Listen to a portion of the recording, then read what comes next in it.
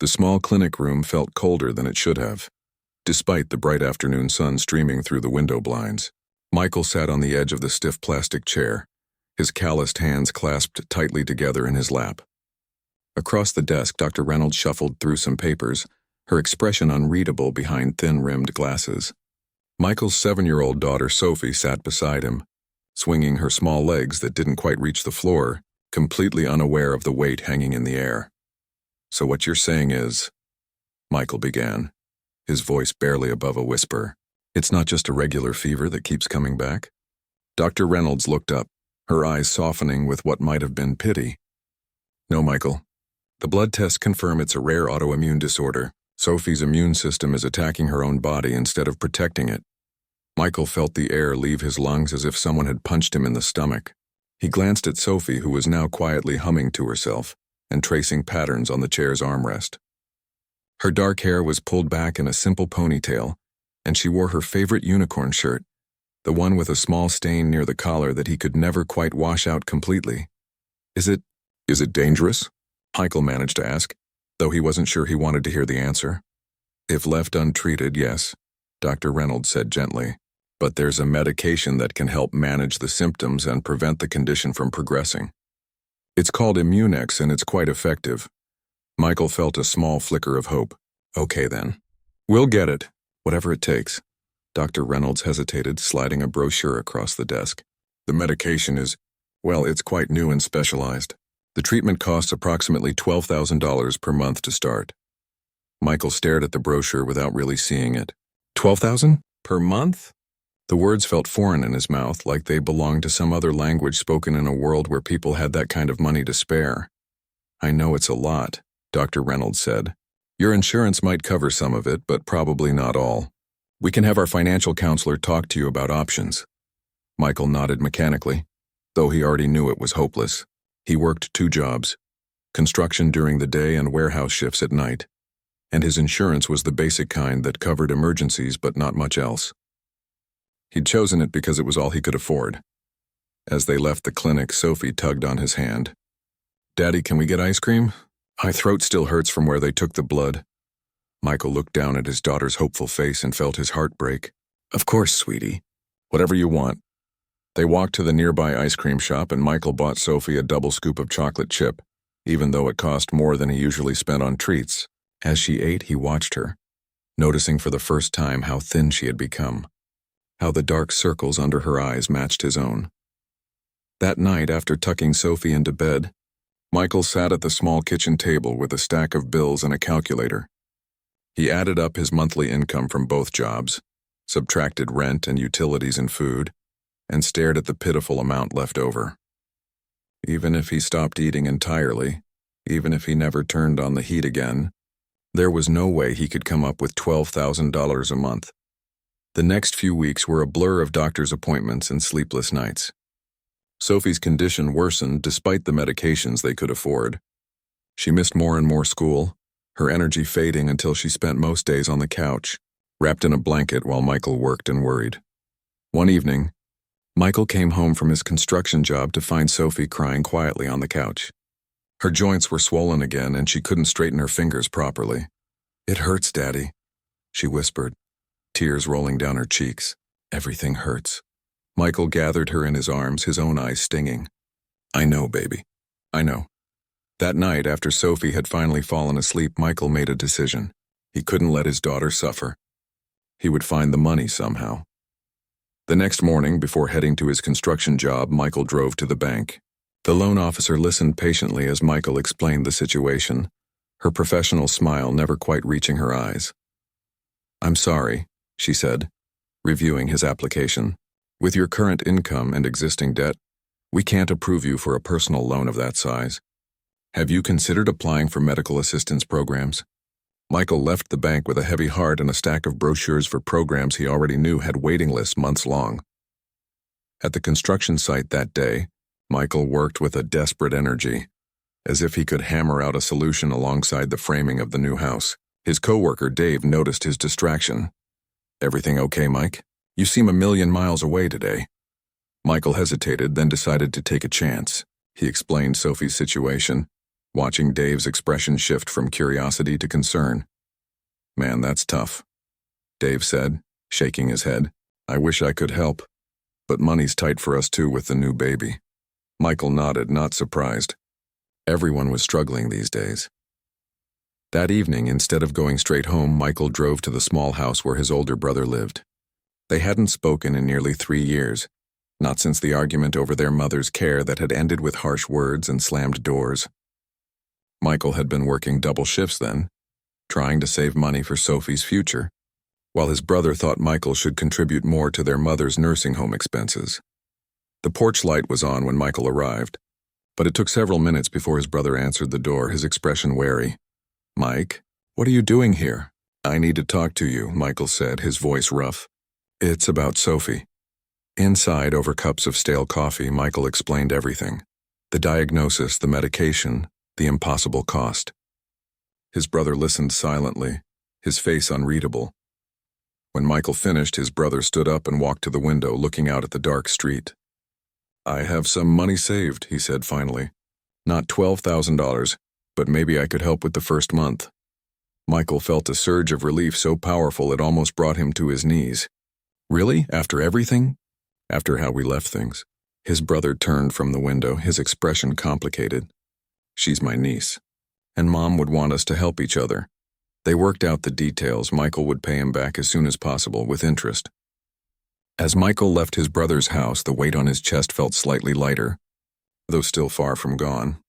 The next day was Saturday, and instead of taking his usual overtime shift at the warehouse, Michael drove to the upscale neighborhood where his former boss, Mr. Henderson, lived. He hadn't worked for Henderson Construction in nearly 2 years, not since the company had downsized and Michael had been laid off. But Henderson had always been fair, and Michael hoped he might remember him. The Henderson house was impressive, 2 stories with a perfectly manicured lawn and a luxury SUV parked in the driveway. Michael felt out of place in his worn jeans and work boots as he rang the doorbell. Mr. Henderson answered the door himself, dressed casually in expensive-looking jeans and a polo shirt. It took him a moment to recognize Michael. "Mike, what brings you here?" Michael explained the situation, his voice steady despite the humiliation of asking for help.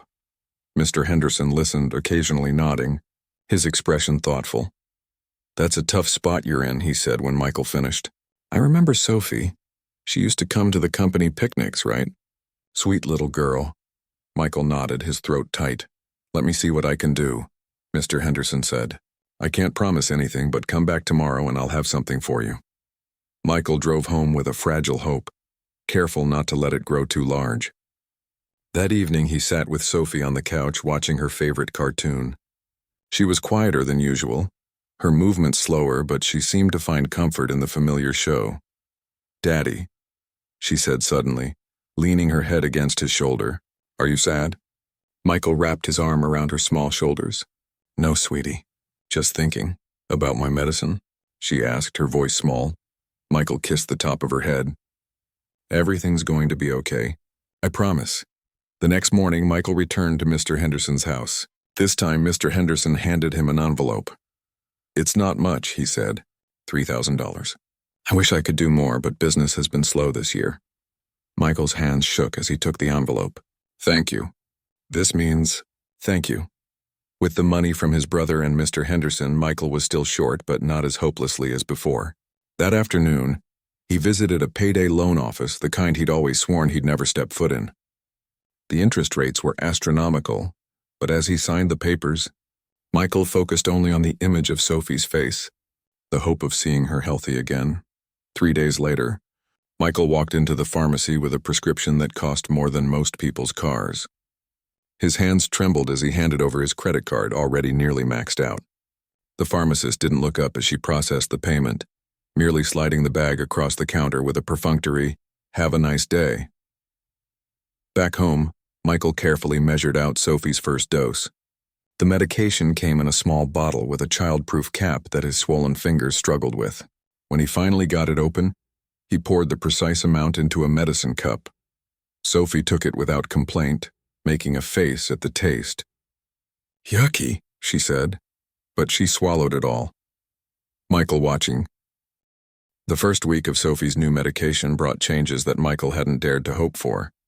The swelling in her joints gradually subsided, and the fever that had plagued her for months finally broke.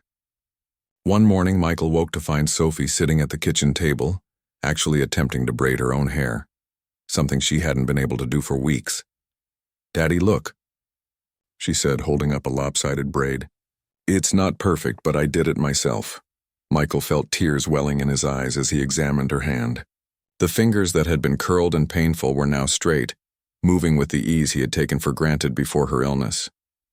"That's beautiful, sweetie," he said, his voice thick with emotion. "Better than anything I could do."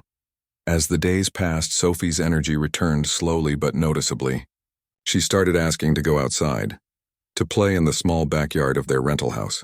Michael watched her through the kitchen window as she attempted to kick a soccer ball. Her movements still a bit clumsy but determined. The improvement in Sophie's health was everything Michael had hoped for. But it came with a growing anxiety that settled in his stomach like a stone. Each time he gave Sophie her evening dose of medication, he mentally calculated how much was left in the bottle, how many days until he would need to refill it, and how much money he didn't have. 3 weeks into the treatment, Michael received the first bill from the pharmacy. The amount was exactly what he had expected, but seeing it in black and white still made him flinch. He added it to the growing stack of bills on his kitchen table: rent, utilities, credit card payments, and now medical expenses that exceeded his monthly income. That evening, after Sophie had gone to bed, Michael sat at the kitchen table with a calculator and a notebook, trying to make the numbers work. He cut expenses where he could, canceling his own health insurance since he rarely used it, reducing their food budget to the bare minimum, even considering selling his old truck. Though he knew he needed it for work, nothing was enough. The gap between what he earned and what he needed was still too wide.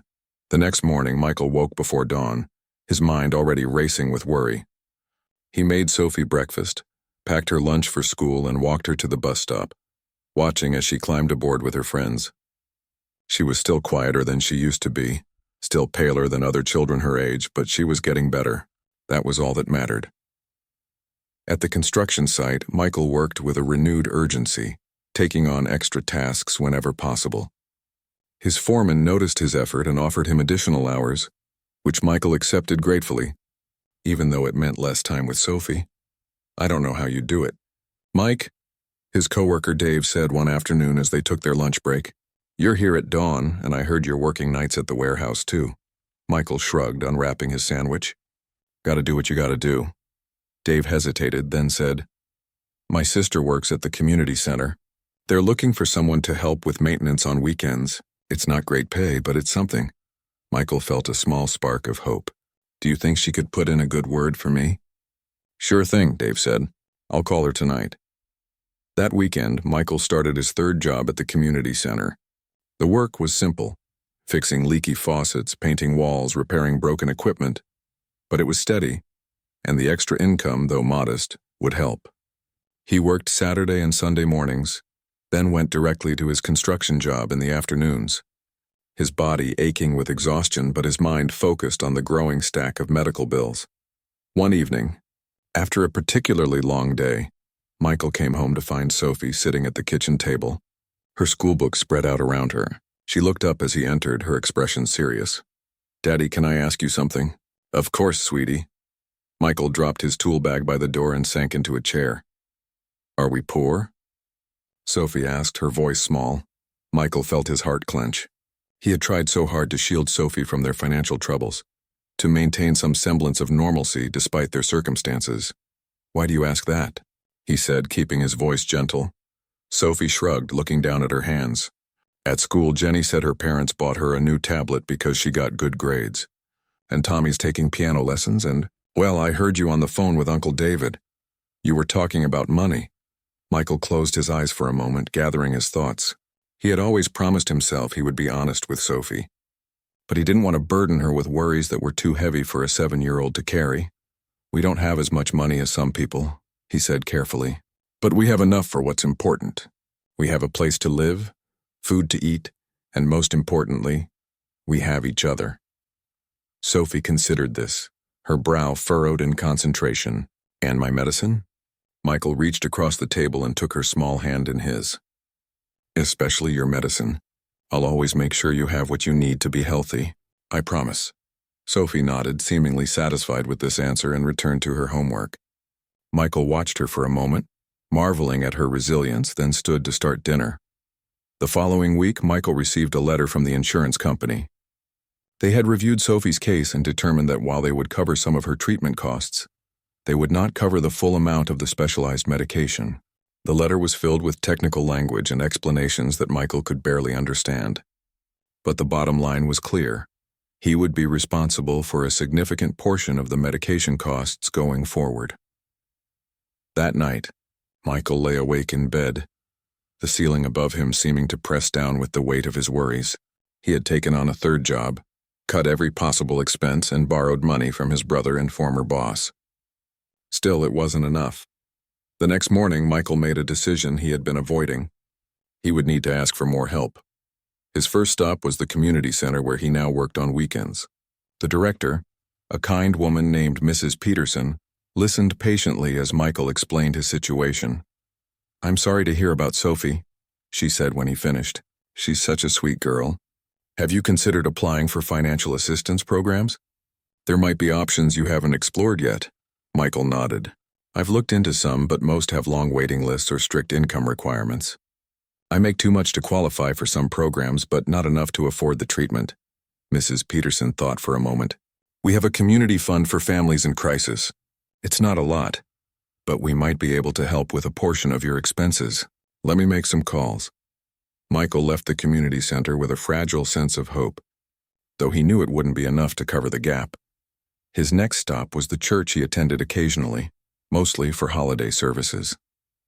The pastor, a middle-aged man with a gentle demeanor, welcomed Michael into his office and listened to his story without interruption.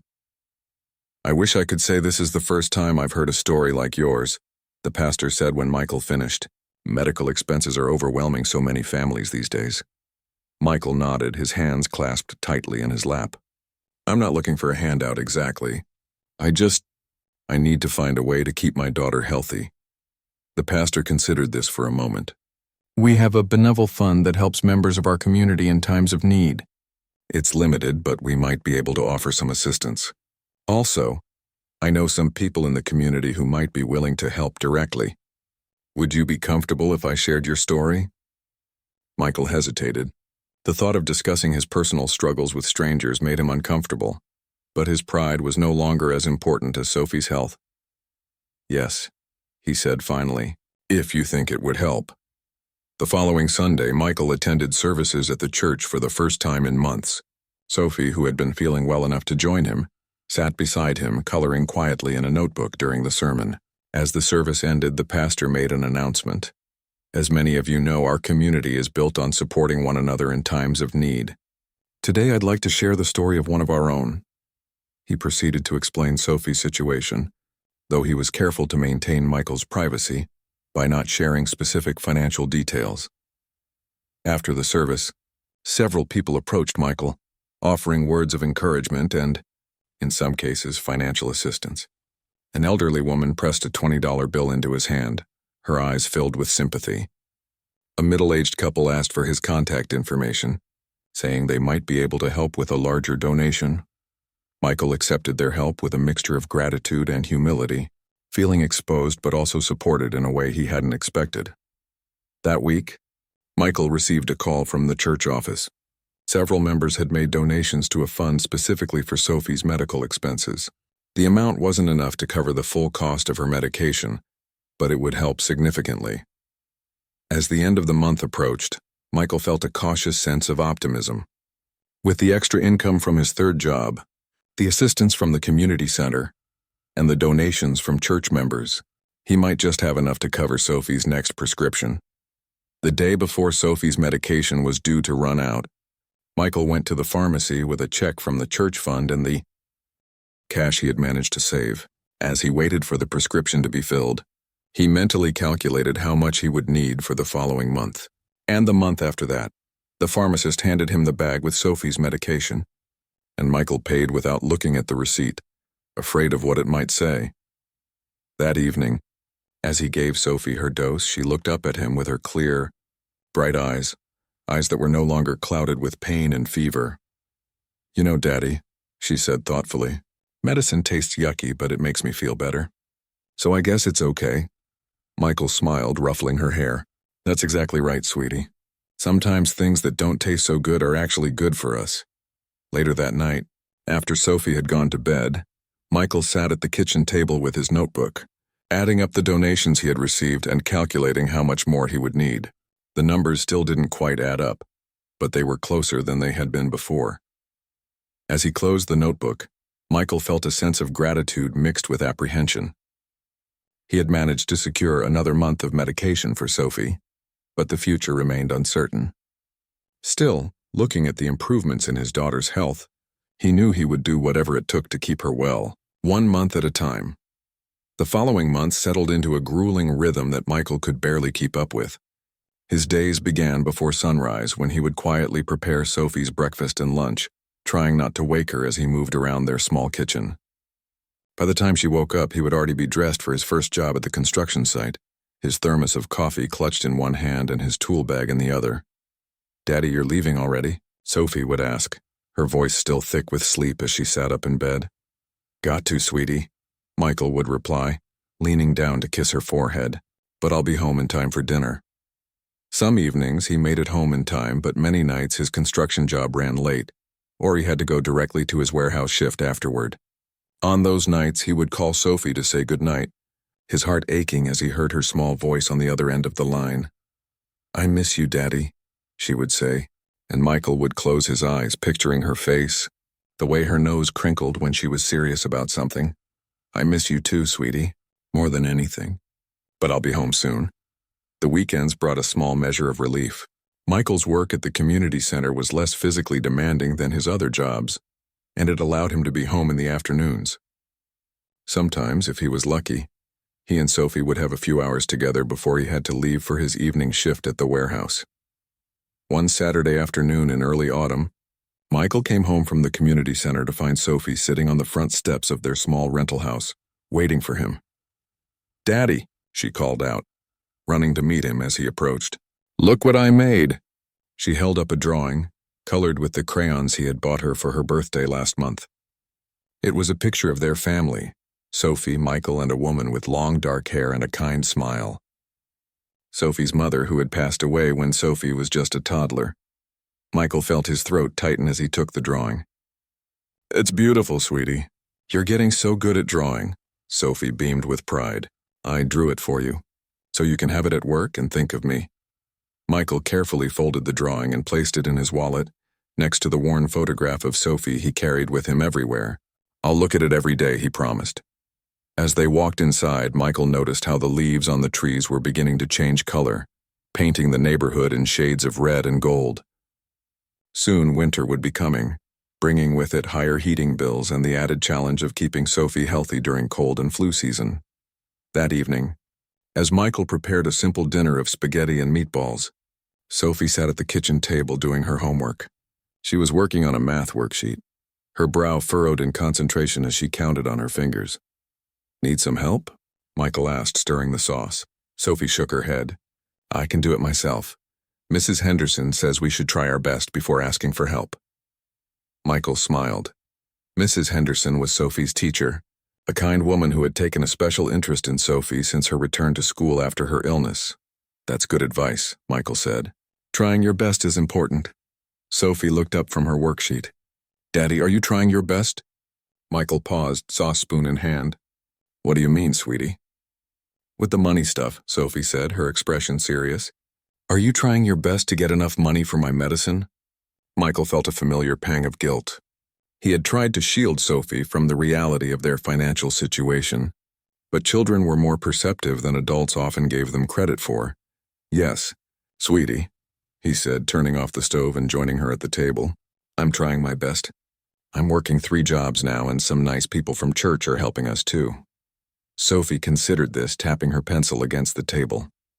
"But you're tired all the time, and you never have time to play with me anymore." Michael reached across the table and took her hand.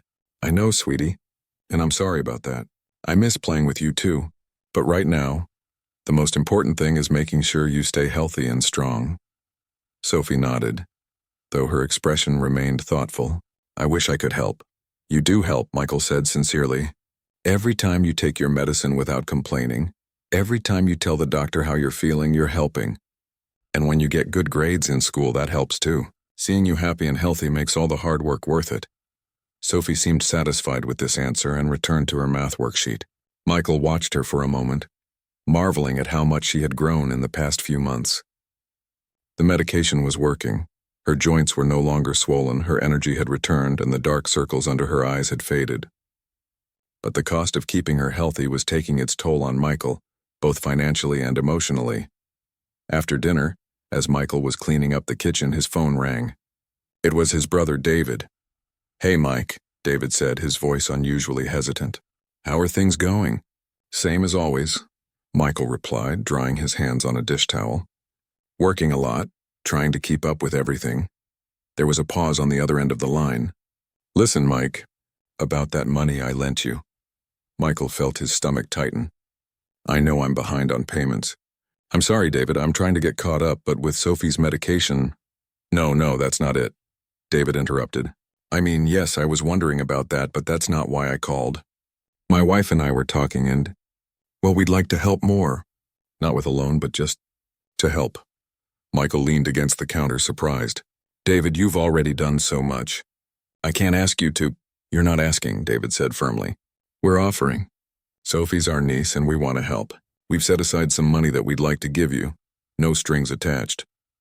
Michael felt tears welling in his eyes, a mixture of gratitude and shame. David, I don't know what to say. Say yes, David said simply, and let us help. That's what family is for, right? After the call, Michael stood in the quiet kitchen, the dish towel still in his hand. The offer from his brother was unexpected and deeply appreciated, but it also highlighted how precarious their situation had become. He had always been self-reliant, proud of his ability to provide for Sophie on his own. Accepting help, even from family, felt like an admission of failure. As he was getting ready for bed, his phone rang again. This time, it was Mrs. Peterson from the community center. Michael, I hope I'm not calling too late, she said when he answered. No, not at all. Is everything okay? Better than okay, Mrs. Peterson replied, her voice warm with excitement. Remember I told you I was making some calls about Sophie's situation? Well, I spoke with someone from the Children's Health Fund, and they've agreed to cover a portion of Sophie's medication costs for the next 6 months. Michael sank onto the edge of his bed, the news almost too good to believe. Really? How much of a portion? About 40%, Mrs. Peterson said. It's not everything, but it should help ease the burden significantly. Michael felt a weight lift from his shoulders that he hadn't even realized was there. Mrs. Peterson, I don't know how to thank you. You don't have to thank me, she said kindly. Just keep taking good care of that sweet girl of yours. The next morning, Michael woke with a renewed sense of hope. The combination of his brother's offer and the assistance from the Children's Health Fund meant that he might actually be able to get ahead of the medical bills, rather than constantly falling behind. At the construction site that day, Michael worked with a lighter heart, even finding the energy to joke with his coworkers during their lunch break. You're in a good mood today. Mike, Dave observed, unwrapping his sandwich. Win the lottery or something? Something like that, Michael replied, taking a bite of his own lunch. Just got some good news about Sophie's medical expenses. Dave nodded in understanding. That's great, man. Really great. You deserve a break. As they ate, Michael noticed Dave watching him thoughtfully. What is it? Michael asked. Dave hesitated, then said, I've been thinking. You know a lot about construction, right? From all the years you've been doing this? Michael shrugged. I guess so. Why? Well, my sister's husband owns a property management company. They're always looking for reliable people to do maintenance work on their properties. Nothing too complicated.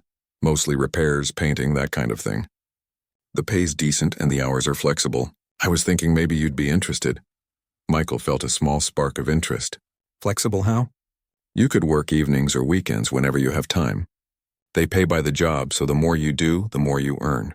It might be a good way to supplement your income without taking on another regular job. Michael considered this.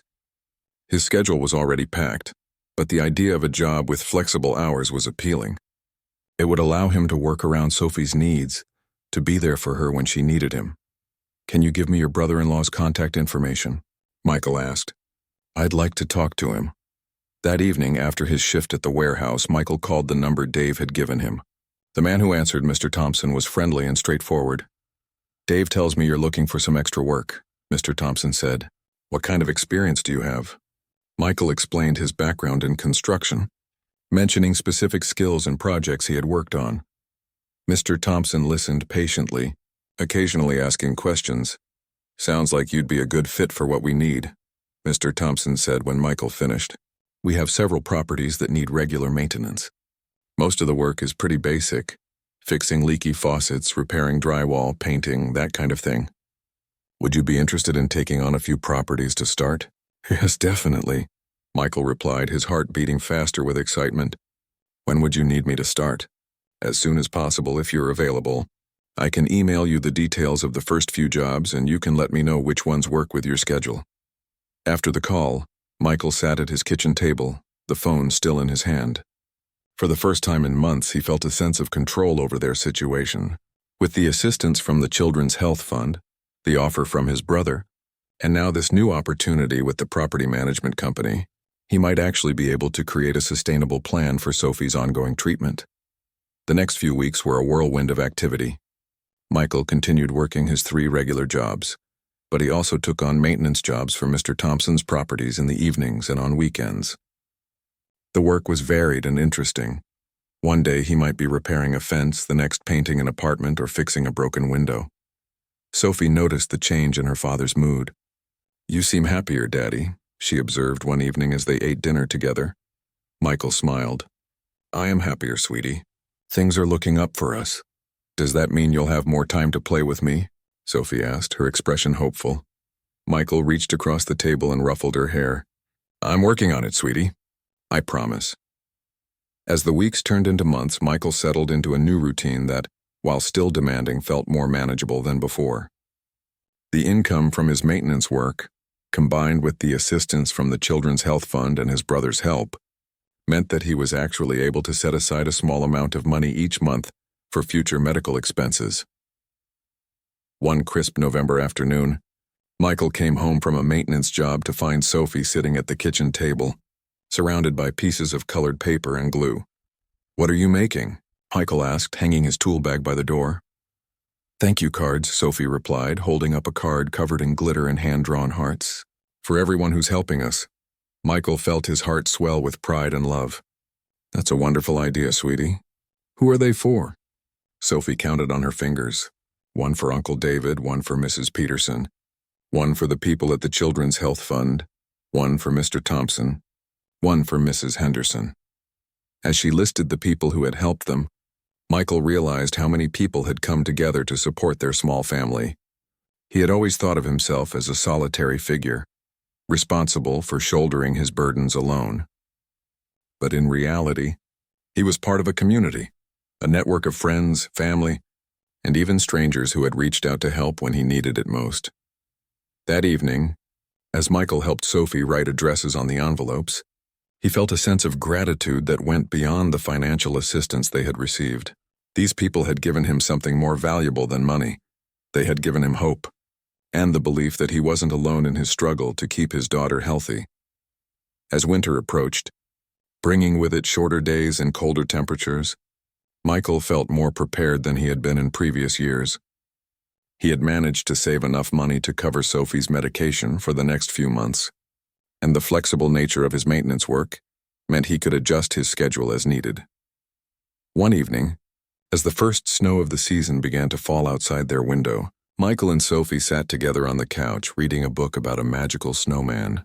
Sophie leaned her head against Michael's shoulder, her breathing soft and even. "Daddy," she whispered, her eyes half closed. "Yes, sweetie. I'm glad you're not tired anymore." Michael kissed the top of her head, his heart full. "Me too, sweetie. Me too."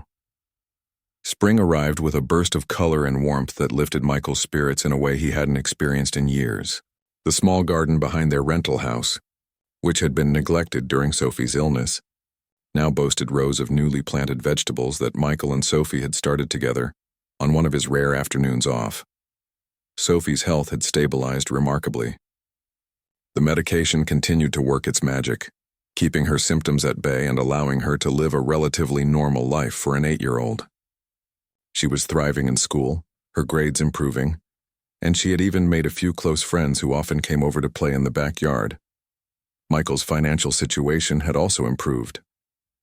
The combination of his regular jobs and the maintenance work for Mr. Thompson's properties provided a steady, if modest, income that, when combined with the assistance from the Children's Health Fund, allowed him to cover Sophie's medical expenses without constantly teetering on the edge of financial ruin. One sunny Saturday in May, Michael was working on a particularly challenging maintenance job, repairing a large crack in the driveway of a 2-story house in one of the nicer neighborhoods in town. The work was physical and demanding, but Michael found satisfaction in transforming the damaged concrete into a smooth, even surface. As he worked, a woman approached from next door, carrying a pitcher of lemonade. "You've been working hard over there," she said, offering him a glass. "Thought you might be thirsty." Michael accepted the glass gratefully. "Thank you. I appreciate it." The woman, who introduced herself as Carol, watched as he drank. "You do good work. The previous owners of that house had someone else do repairs, and it never looked this nice." Michael felt a flush of pride. "I try to do the job right the first time." Carol nodded. "Well, it shows. My husband and I have been meaning to have our driveway repaired too. How much would you charge for something like this?" Michael named a price that was fair but competitive, and Carol seemed impressed. "That's very reasonable," she said. "Would you be interested in looking at our driveway sometime next week?" "Absolutely," Michael replied, pulling out his phone to check his calendar. "I'm free on Tuesday afternoon if that works for you." They arranged a time, and Carol returned to her house while Michael finished up the current job. As he cleaned his tools and loaded them into his truck, he felt a sense of accomplishment that went beyond the completion of another repair job. Word-of-mouth referrals like Carol's were the lifeblood of his growing business, and each new client brought him one step closer to financial stability. The following Tuesday, Michael arrived at Carol's house to assess her driveway. As he was taking measurements, Carol came out to join him. "My husband Robert will be home soon," she said. "He'd like to talk to you about the work too." Michael nodded, continuing his measurements. "No problem. I can come back another time if it's more convenient." Carol waved her hand dismissively. "Oh, don't worry about that. He should be here any minute. He's just finishing up at the office." As if on cue, a luxury car pulled into the driveway, narrowly missing Michael's truck. A man in an expensive suit stepped out. His phone pressed to his ear as he concluded a business call. "Tell them we'll reconsider their offer if they can improve the terms," the man said into the phone before ending the call and turning his attention to Carol. "Sorry I'm late, honey," he said, kissing her cheek. "Traffic was a nightmare." Carol smiled. "Robert, this is Michael. He's the contractor I was telling you about." Robert turned to Michael, extending a hand. "Good to meet you. Carol tells me you do excellent work." Michael shook his hand, noting the expensive watch on Robert's wrist. "I do my best." Robert glanced at the measurements Michael had been taking. "So what's the verdict? Can this old driveway be salvaged? Or are we looking at a complete replacement?" Michael explained his assessment, outlining the options and their respective costs. Robert listened attentively, occasionally asking questions that demonstrated a surprising knowledge of construction methods. "Your approach makes sense," Robert said when Michael finished. "How soon could you start the work?" Michael checked his calendar again. "I have a few jobs to finish up first, but I could probably start in about 2 weeks if that works for you." Robert nodded. "That should be fine. Carol, why don't you work out the details with Michael? I need to make another call before dinner." As Robert returned to his house, phone already in hand, Carol turned to Michael with an apologetic smile. "He's always like that when he's working on a big deal. Don't take it personally." Michael smiled back. "No worries, I understand." They finalized the details of the job, agreeing on a start date and payment terms. As Michael was leaving, Robert came out of the house again. "Michael, just a minute," he called out. "I have a proposition for you." Michael paused, curious. "What kind of proposition?" Robert approached, his expression businesslike. I own several rental properties throughout the city, and I'm always looking for reliable contractors to do maintenance and repair work. Your work ethic and expertise are exactly what I look for in a contractor. Would you be interested in taking on some additional work? Michael felt his heart beat faster with excitement.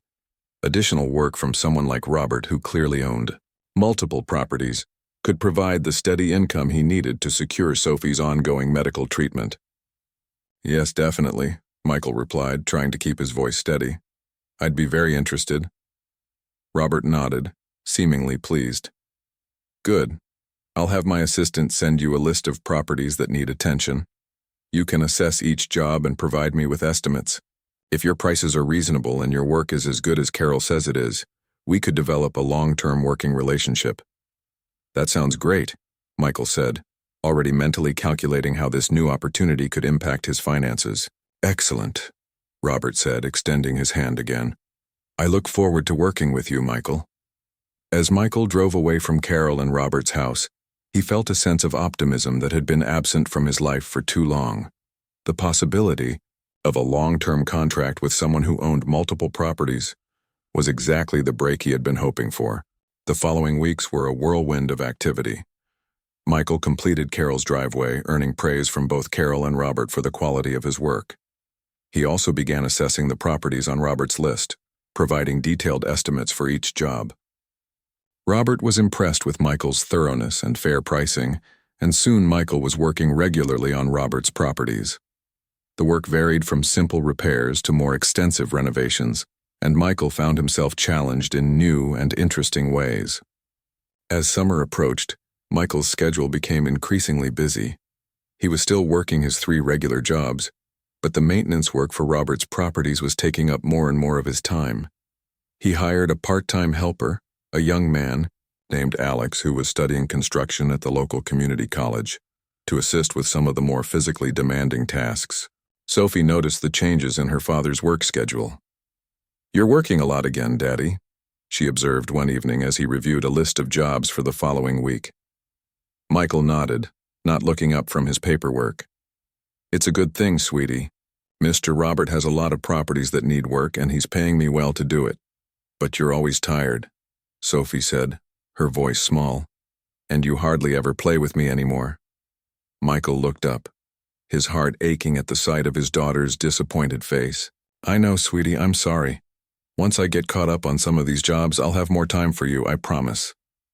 Sophie seemed to accept this, though her expression remained thoughtful. "Is this for my medicine?" Michael hesitated, then decided to be honest. "Partly, yes. The more work I do now, the more money I can save for your medicine in the future. But it's also for us, sweetie, so we can have a better life, so I don't have to worry so much about money all the time." Sophie considered this, then nodded. "Okay, Daddy, but you still owe me a game of checkers." Michael smiled. "You've got a deal. This weekend, I promise." The following Saturday, true to his word, Michael set aside his work in the afternoon to play checkers with Sophie in the backyard. As they sat at the small patio table, the sun warming their skin, Michael felt a sense of peace that had been elusive in recent months. "You're getting good at this game," Michael said as Sophie captured one of his pieces. Sophie grinned. "Mrs. Henderson taught me a new strategy. She says it's important to think ahead, to plan your moves before you make them." Michael nodded, impressed. "That's good advice for checkers and for life, too." Sophie made her next move, then looked up at her father. "Daddy, can I ask you something?" "Of course, sweetie. Are we rich now?" Michael was taken aback by the question. "Why do you ask that?" "Because you're always working for Mr. Robert, and he has a big house and fancy cars. I thought maybe if you work for him, we might be rich too." Michael considered how to respond. He was certainly earning more money than he had before, but rich was not a word he would use to describe their situation. "We're doing better than we were before," he said carefully. "I'm able to save some money for your medicine, which is great. But we're not rich, sweetie. We still need to be careful with our money." Sophie seemed to accept this explanation, returning her attention to the game. As they played, Michael thought about how much their lives had changed in the past year. They had gone from barely scraping by to having a modest but stable income. They weren't rich by any means, but they were no longer living in constant fear of financial ruin. As summer turned to fall, Michael's work with Robert's properties continued to expand. Robert was pleased with Michael's work and began referring him to other property owners in the area. Soon, Michael had more work than he could handle, even with Alex's help. One crisp October afternoon, Michael was working on the exterior of a duplex owned by one of Robert's business associates. As he was repairing a section of damaged siding, he noticed a car pull up to the curb behind his truck. The driver got out and approached the house, a clipboard in hand. "Michael?" the man called out. Michael turned, wiping sweat from his forehead with the back of his hand. "That's me. Can I help you?" The man extended a hand. "I'm Tom Wilson from the city's code enforcement office. We received a complaint about the condition of this property." Michael felt a knot form in his stomach. Code enforcement issues could be complicated and expensive to resolve. "I've been hired to make repairs to the property," Michael explained. "The owner is aware of the issues and is taking steps to address them." Tom nodded, making a note on his clipboard. "I can see that. The work you've done so far looks good. However, there are some additional issues that need to be addressed. A leaky gutter, some cracked windows, and the handrail on the front steps doesn't meet current code requirements." Michael sighed internally. He had already identified these issues and included them in his estimate, but the property owner had decided to postpone those repairs to save money. "I've already identified those issues and provided an estimate to the owner," Michael said. "He chose to focus on the most urgent repairs first." Tom nodded sympathetically. "I understand that these things can be expensive, but the safety issues need to be addressed sooner rather than later. I'll need to follow up with the owner directly." As Tom was leaving, he turned back to Michael. "You know, you do good work. Are you taking on new clients?" Michael nodded, curious. "I am, depending on the scope of the work." Tom smiled. "My wife and I have been meaning to have our deck repaired for a while now. Would you be interested in taking a look at it sometime?" Michael felt a surge of relief and gratitude. "Absolutely. I'd be happy to." They exchanged contact information, and Tom left while Michael returned to his work. As he measured and cut the new siding, Michael thought about how quickly his reputation was growing. What had started as a desperate attempt to earn extra money for Sophie's medication had evolved into a legitimate business with a steady stream of clients. That evening, as Michael was reviewing his schedule for the following week, his phone rang. It was Robert. "Michael, I hope I'm not calling too late," Robert said when Michael answered. "No, not at all. Is everything okay?" "Better than okay," Robert replied. "I have a proposition for you. I'm expanding my property portfolio, acquiring several new buildings in the area, and I'd like you to be my exclusive contractor for all maintenance and repair work." Michael felt his heart beat faster with excitement. That's a significant opportunity, Robert. I'm definitely interested." "The compensation would be substantial," Robert continued. "We could work out a retainer arrangement that would provide you with a steady monthly income, plus additional payment for specific projects as they arise." Michael's mind raced with the implications of such an arrangement. A steady monthly income would provide the financial security he had been working so hard to achieve. It would mean he could set aside a substantial amount for Sophie's ongoing medical treatment, perhaps even reduce his other jobs and spend more time with her. "That sounds like an excellent arrangement," Michael said, trying to keep his voice steady. "When would you like to discuss the details?" "How about tomorrow afternoon? Come by my office and we can work out the specifics." After the call, Michael sat at his kitchen table, the phone still in his hand. The offer from Robert was everything he had been working toward: financial stability, steady work, the opportunity to build a secure future for Sophie. It was the culmination of all his hard work, all the sacrifices he had made over the past year. As he went to bed that night, Michael allowed himself to feel a sense of pride in what he had accomplished. He had started with nothing but determination and a set of construction skills, and had built a business that was now attracting the attention of successful property owners like Robert. The next afternoon, Michael arrived at Robert's office. a sleek building in the downtown area that was a world away from the construction sites and maintenance jobs he was used to. Robert's assistant led him to a spacious corner office with panoramic views of the city. "Michael, good to see you," Robert said, standing up to shake his hand. "Please have a seat." They discussed the details of the proposed arrangement, the monthly retainer, the process for approving and billing specific projects, the expectations for response times and quality of work. As they talked, Michael felt increasingly confident that this was the right move for him and for Sophie. "I think we have a solid understanding of the arrangement," Robert said as they concluded their discussion. "I'll have my attorney draw up a formal agreement, and we can get started as soon as you're ready." "That sounds great," Michael replied, already thinking about how this new opportunity would change their lives. As Michael was leaving, Robert stopped him at the door. "Michael, I just want to say that I'm impressed with what you've built. It's not easy to start a business, especially under difficult circumstances. You should be proud of what you've accomplished." Michael felt a flush of gratitude. "Thank you, Robert. That means a lot." As Michael drove away from Robert's office, he felt a sense of excitement and anticipation for the future. The road had been long and difficult, but it seemed that he had finally reached a turning point, a place where he could provide for Sophie's needs without constantly worrying about money. That evening, as he was telling Sophie about his meeting with Robert, she listened attentively, her eyes wide with understanding. "So does this mean you'll have more time to play with me?" she asked when he finished. Michael smiled, ruffling her hair. "Yes, sweetie, I think it does." Sophie beamed with happiness. "Good. Because I've been practicing my checkers strategy and I'm ready to beat you this time." Michael laughed, his heart full. "We'll see about that. But first, how about we go out for ice cream to celebrate?" Sophie's eyes lit up. "Really? Can I get 2 scoops this time?" "Absolutely," Michael replied. "You deserve it." As they walked to the nearby ice cream shop hand in hand, Michael felt a sense of contentment that had been absent from his life for too long. The future was still uncertain in many ways. Sophie's condition would require ongoing treatment, and there would always be challenges to face, but for the first time in a long time, Michael felt hopeful about what lay ahead. 3 years had passed since Michael first received Sophie's diagnosis, and their lives had transformed in ways he could scarcely have imagined during those dark early days.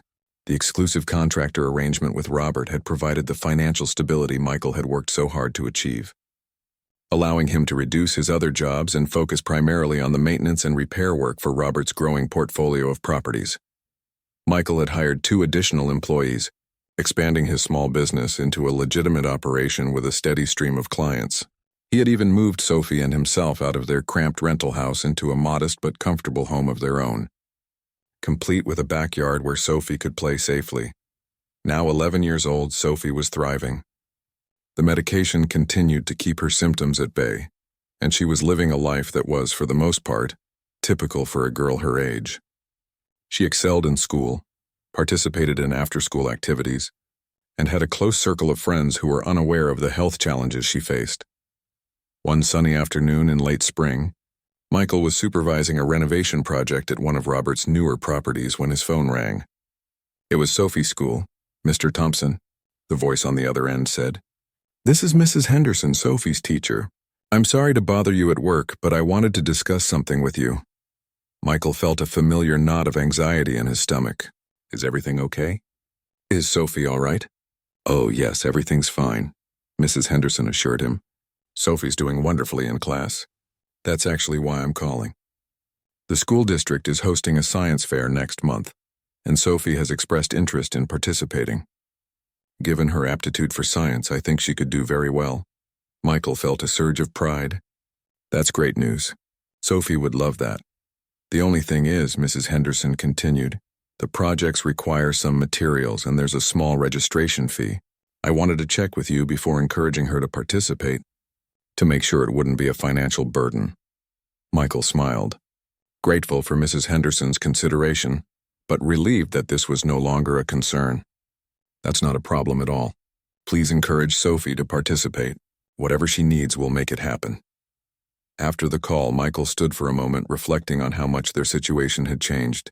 3 years ago, a request like this would have sent him into a panic, wondering how he would come up with the extra money. Now it was simply a matter of supporting his daughter's interests and ambitions. That evening, as Michael and Sophie were eating dinner, he mentioned the science fair. "Mrs. Henderson called today," he said. "She told me you're interested in participating in the science fair next month." Sophie's eyes lit up with excitement. "Really? You're not too busy for me to do it?" Michael felt a pang of guilt. He had been working long hours recently, overseeing several major renovation projects for Robert. Although he was home more often than he had been in the past, his mind was often still on work. "Of course not, sweetie," he said, reaching across the table to take her hand. "I would love to help you with your project. What kind of experiment are you thinking of doing?" Sophie's face lit up as she began explaining her ideas. She wanted to do a project on how different liquids affect plant growth, inspired by the small garden they had started together in their new backyard. As she talked, Michael listened attentively, marveling at her curiosity and intelligence. This was the Sophie he had fought so hard to protect, a bright, engaged young woman with endless questions about the world around her. The following weeks became a flurry of activity as Sophie prepared for the science fair. Michael helped her set up the experiment in their garage, where they could control the conditions more easily. They planted several identical pots with bean seeds, then watered them with different liquids: water, soda, milk, and juice. Sophie was meticulous in her approach, measuring the exact amount of liquid for each plant, recording their growth daily in a notebook, and even creating charts to track their progress. Michael watched with pride as she took ownership of the project, her enthusiasm growing with each passing day. One evening, as they were checking on the plants, Sophie looked up at her father with a thoughtful expression. "Daddy, can I ask you something?" "Of course, sweetie. Do you think I'll be sick again when I'm older?" Michael felt his heart clench. Although Sophie's condition had been stable for years, the possibility of a relapse was always there, lurking in the background of their lives. "I hope not, sweetie," he said carefully. "The medication is working really well, and as long as you keep taking it, the doctors think you'll continue to do well. But even if you do have symptoms again, we'll handle it together, just like we did before." Sophie nodded, considering this. "Sometimes I forget what it felt like when I was sick." "Is that weird?"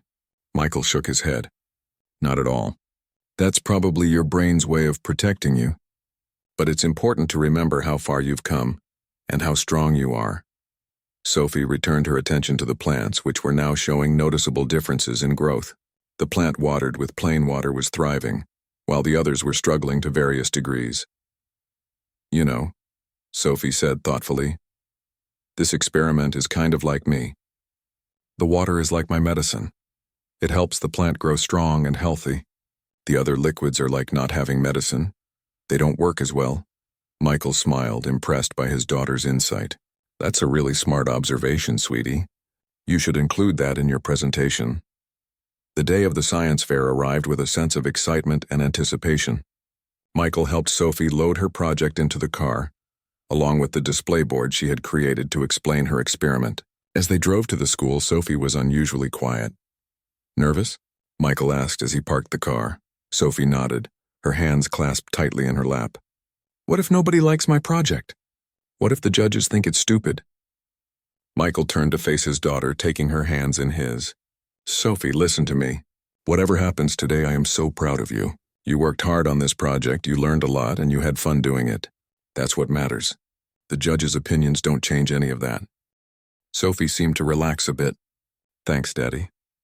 As they entered the school gymnasium, which had been transformed for the science fair, Michael was struck by the variety and creativity of the projects on display. There were experiments on everything from crystal growth to solar power, to the effectiveness of different hand sanitizers. They found Sophie's assigned table and set up her project, arranging the plants and display board just so. As other students and parents began to circulate, Sophie stood by her project, initially hesitant but growing more confident as she explained her experiment to interested observers. Michael watched from a respectful distance, his heart swelling with pride as he saw his daughter come into her own. She spoke knowledgeably about her hypothesis, her methods, and her conclusions, answering questions with a poise that belied her age. As the judges made their rounds, Michael held his breath, though he knew that the outcome didn't really matter. Sophie had already won in his eyes. She had overcome her nervousness, engaged with others about her work, and demonstrated a depth of understanding that went beyond mere memorization. after what felt like an eternity. The judges had finished their evaluations, and it was time for the awards ceremony. The principal took the stage, thanking everyone for participating and acknowledging the hard work that had gone into each project. "And now, for the moment you've all been waiting for," the principal said, opening an envelope. "The third-place ribbon goes to—" Sophie's name wasn't called, though she didn't seem disappointed. She clapped politely for the winner, her eyes still bright with excitement. "The second-place ribbon goes to—" Again, Sophie's name wasn't called. Michael could see her tensing slightly, her hands clasped tightly in her lap. "And the first-place ribbon goes to—" The principal paused for dramatic effect. "Sophie Thompson!" Sophie's eyes widened in disbelief as the audience applauded. She looked at Michael, who gave her an encouraging nod, before making her way to the stage to accept her ribbon. As she stood on the stage, ribbon in hand, Michael felt tears welling in his eyes. This moment represented so much more than a science fair victory. It was a testament to Sophie's resilience, to her ability to overcome challenges and thrive despite the obstacles she faced. After the ceremony, as they were loading Sophie's project back into the car, she was practically bouncing with excitement. "I can't believe I won, Daddy," she exclaimed. "Mrs. Henderson said my project was really well done, and the judges liked how I connected it to my own health." Michael smiled, ruffling her hair. "You deserved it, sweetie. You worked hard, and it paid off." As they drove home, Sophie chattered excitedly about her plans for the future. Maybe she would be a scientist when she grew up, or a doctor who could help kids like her. Michael listened, his heart full, marveling at the journey that had brought them to this moment. The following week, Michael received a call from Robert. "Michael, I heard some good news," Robert said when Michael answered. "Carol told me that Sophie won the science fair. Congratulations." Michael smiled. "Thank you. She was pretty excited about it." "She should be," Robert replied. "Listen, the reason I'm calling is that I'm hosting a charity event next month to raise money for the Children's Health Fund, and I was hoping Sophie might be willing to speak about her experience. I think her story could inspire people to donate." Michael felt a surge of pride and apprehension. "That's a wonderful idea, Robert. I'll need to talk to Sophie about it, but I think she might be interested." "Great," Robert said. "Let me know what she decides." The event will be at the downtown convention center, and we're expecting quite a turnout. That evening, Michael mentioned Robert's request to Sophie as they were eating dinner. "He wants me to speak at a charity event?" Sophie asked, her eyes wide. "In front of a lot of people?" Michael nodded. "Only if you're comfortable with it, sweetie. But I think your story could help other kids like you by raising money for the organization that helped us." Sophie considered this, her brow furrowed in concentration. "What would I have to say?" "You could talk about your illness and how the medication helped you get better," Michael suggested. "You could mention the science fair project and how it helped you understand your condition better. But mostly you could just be yourself. People respond to authenticity." Sophie was quiet for a moment, then nodded. "Okay, I'll do it. But will you be there with me?" "Of course," Michael replied. "I'll be right there in the front row." The following weeks were a flurry of preparation for the charity event. Sophie worked with Michael to outline her speech, practicing in front of him and even in front of her class at school, at Mrs. Henderson's suggestion. As the day of the event approached, Michael could see Sophie's confidence growing. She was no longer the nervous little girl who had been afraid to participate in the science fair. She was becoming a poised young woman who understood the power of her story. The evening of the charity event arrived with a sense of anticipation and excitement. Michael helped Sophie choose an outfit, a simple blue dress that brought out the color of her eyes, and drove them to the downtown convention center. The event was being held in a grand ballroom, with tables decorated elegantly and a stage set up for the speakers. As they entered, Michael was struck by the scale of the event. There must have been hundreds of people in attendance, all dressed in their finest attire. Robert greeted them at the door, his face lighting up when he saw Sophie. "Sophie, you look wonderful," he said, kneeling to speak to her at eye level. "Are you ready for your big moment?" Sophie nodded, though Michael could see the nervousness in her eyes. "I think so." "Don't worry," Robert said reassuringly. "You're going to be great. Just speak from the heart and people will respond." As they found their table, Michael noticed several familiar faces, Carol and Robert, of course, but also Mrs. Peterson from the community center, and even Dr. Reynolds, Sophie's pediatrician.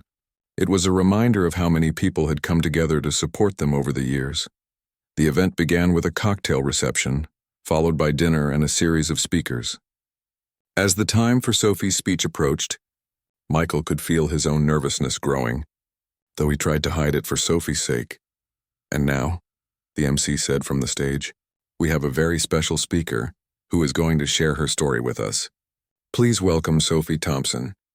Sophie walked to the stage with a confidence that surprised even Michael. As she stood behind the podium, adjusting the microphone to her height, the room fell silent. Good evening, Sophie began, her voice clear and steady. My name is Sophie and I'm 11 years old. 3 years ago I was diagnosed with a rare autoimmune disorder that made it hard for me to do normal kid things, like run and play, or even hold a pencil properly.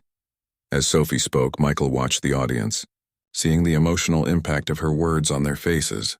She went on to describe her illness, the challenges she faced, and how the medication had helped her regain her health. What I want to tell you tonight is that your support makes a real difference, Sophie continued. The Children's Health Fund helped my family afford the medication I needed to get better. Because of you, I can now do all the things I love, like go to school, play with my friends, and even win the science fair.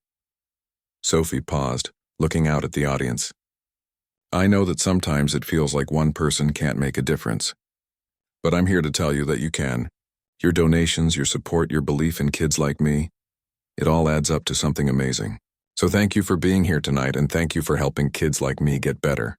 As Sophie finished her speech, the room erupted in applause.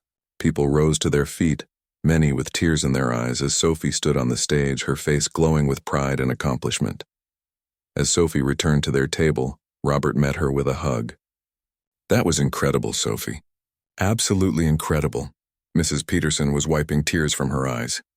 You're such a brave young woman. We're all so proud of you. Even Dr. Reynolds, who had seen Sophie at her lowest point, seemed moved. You've come so far, Sophie. It's wonderful to see you so healthy and confident. The rest of the evening passed in a blur of congratulations and compliments. As they were leaving the event, Robert pulled Michael aside. That speech was something else, Michael, he said, his voice thick with emotion. Because of Sophie's story, we raised more money tonight than we have in any previous year. She made a real difference. Michael felt his heart swell with pride. She's an amazing kid. She's been through so much, but she's come out of it stronger and more compassionate. Robert nodded. She gets that from you, you know. You've been a great father to her. As Michael and Sophie drove home that night, the city lights twinkling outside their windows, Michael reflected on the journey that had brought them to this moment. It had been a long and difficult road, filled with challenges and sacrifices, but it had also been a journey of growth, resilience, and unexpected blessings. You were amazing tonight. Sweetie, Michael said as they pulled into their driveway. I'm so proud of you. Sophie smiled, her face still glowing from the evening's success. Thanks, Daddy. I was proud of me too. As they entered their home, Michael felt a sense of contentment that went beyond their improved financial situation or the success of his business. It was a deeper contentment, the knowledge that he had provided his daughter with not just the medical care she needed to survive, but also the love, support, and opportunities she needed to thrive. Later that night, as Michael was tucking Sophie into bed, she looked up at him with her clear, bright eyes that no longer held the shadow of pain and illness. Daddy, she whispered, her voice soft with sleep. I love you. Michael leaned down and kissed her forehead. I love you too, sweetie. More than you'll ever know. As he stood in the doorway of her room watching her sleep, Michael thought about the little girl who had once been too sick to play outside, too weak to hold a pencil, too fragile to attend school regularly. Now she was a confident, intelligent young woman with the world at her feet. The road ahead would still have its challenges. Sophie's condition would require ongoing treatment, and there would always be obstacles to face. But as Michael closed the door to Sophie's room, he felt a profound sense of gratitude for how far they had come, and hope for all that lay ahead.